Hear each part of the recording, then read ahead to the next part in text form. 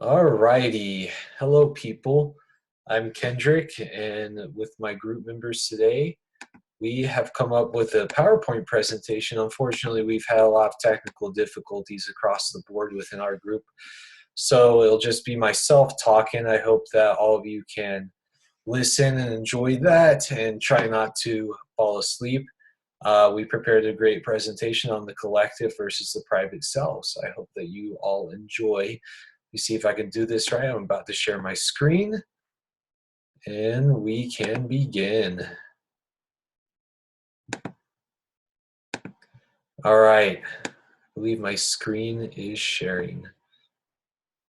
We'll start the slideshow. All righty, so like I said, we're doing the collective versus private selves. Our awesome team consists of Arwa, Brandon, or Bandon, myself, Kendrick, Robin, and Sharon. So let's get into it. The collective self is based on interpersonal bonds to others that are derived from the shared identification with a social group. Those bonds do not necessarily require close personal relationships between group members. For example, me being a huge UNC Tar Heel fan, go Tar Heels, rough year from us, but I guess until next Monday, we're still technically the defending national champions. I don't necessarily find myself in a close relationship with those Tar Heel fans, but if I ever saw them, I'd identify with them. So in that sense, that's part of my collective self-identity. So, and the way that this is explained in the text is from a self aspect, and this example is really good in this definition. When someone believes themselves or has a self aspect of a civil activist, this self aspect becomes relevant or moves to the forefront of one's many aspects when the issue related to civil rights and freedoms becomes relevant. At this time, similarities with other activists are emphasized, and this identity activist moves to the forefront.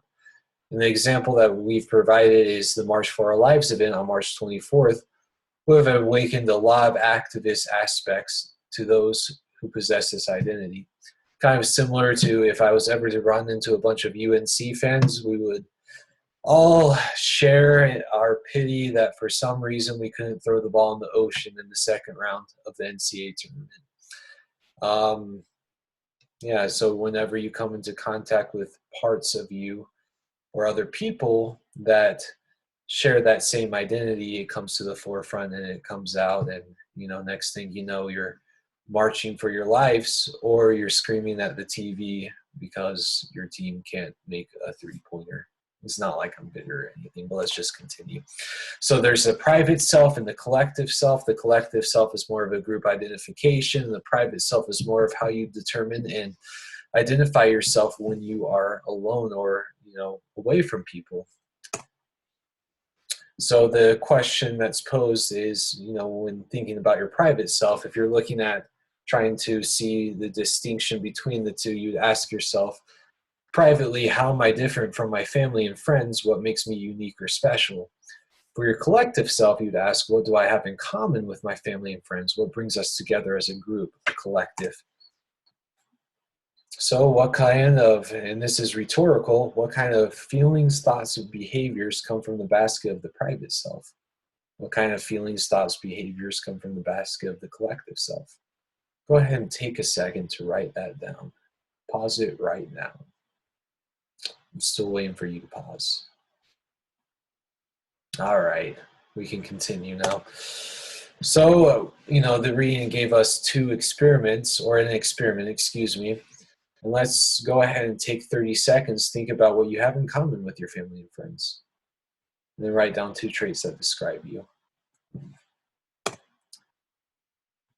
Now, let's take 30 seconds to think about how you are different from your family and friends. Now write down the two traits that describe you.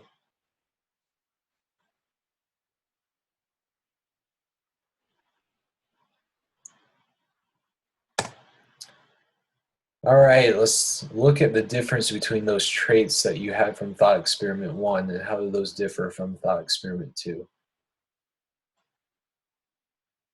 More than likely, from experiment 1, which was What do you have in common with your family and friends? You drew an identity from your collective self.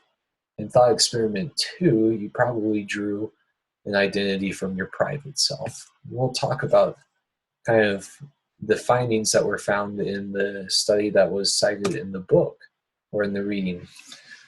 It was done with Chinese and North American students. When primed to describe themselves in collectivistic terms with a question about how you are similar, a statistically significant amount of participants gravitated towards collectivistic identifiers. Chinese also, in general, gravitated towards collective identifiers regardless of prime.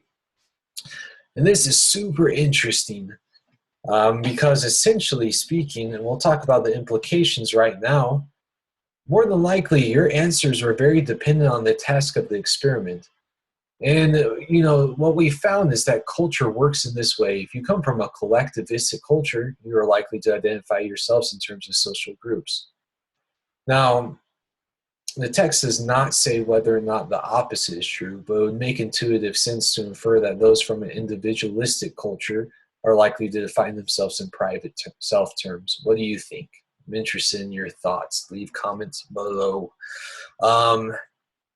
So obviously the huge part about this is that within a social context or within a cultural context, whatever environmentally is talked about around you really influences how you identify yourself.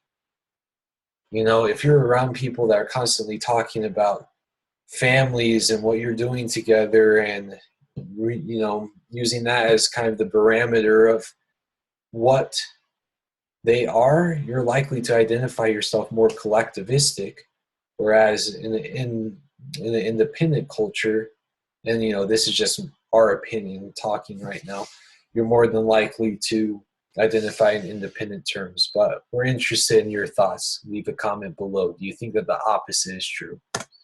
And that is the end of our show. I really hope that you enjoyed it. Lying in this room is really weird. I apologize for that. But we hope that you enjoyed this presentation, and we won't be offended if you don't vote for us. We'll just boycott the class and have a protest. I'm just kidding. Hope you all enjoyed it. Take care. Looking forward to the lecture on Wednesday, and have a good night.